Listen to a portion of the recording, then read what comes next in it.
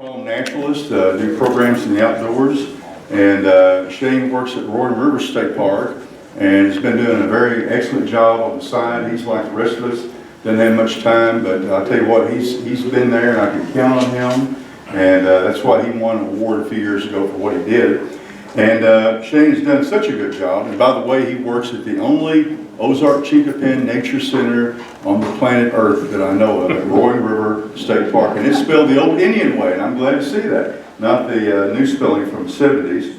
And Shane has done such a good job. He also applied for the Assistant Park Superintendent job at Roaring River State Park, and he got that position. And so I'm really proud for him for that.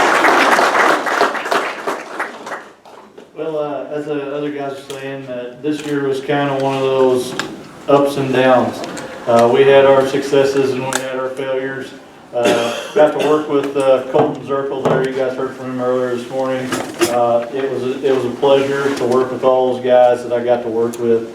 Something big this year with pollination as far as in southwest Missouri.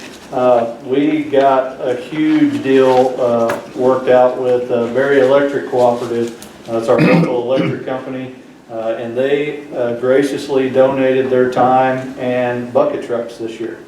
They didn't charge us a thing. They were really interested in what was going on, and they came in and they said, whatever you need, you let us know. We'll give them a few days notice and say this is when this needs to happen, and they sent a guy out and he was raring to go.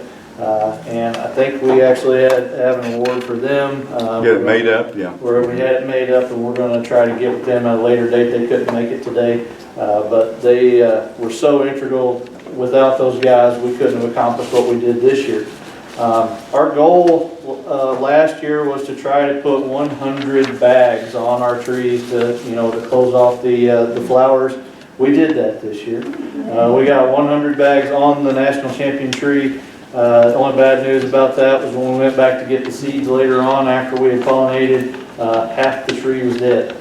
So half the tree still had some good bags and had some crosses, so we did get quite a few seeds from that, but the other half of it had died. So we're hoping that it pulls out of it, but the way it's been going, I don't have high hopes for it.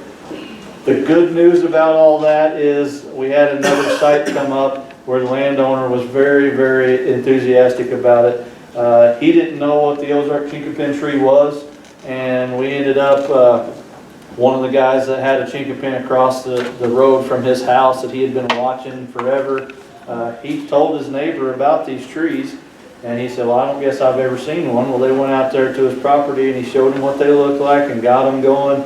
Well, he had been blading off some of his hilltops to make some pasture land, and he's seen one of these Ozark Chinquapin trees, actually a pretty large one, in one of the dozer piles, and just about made him sick.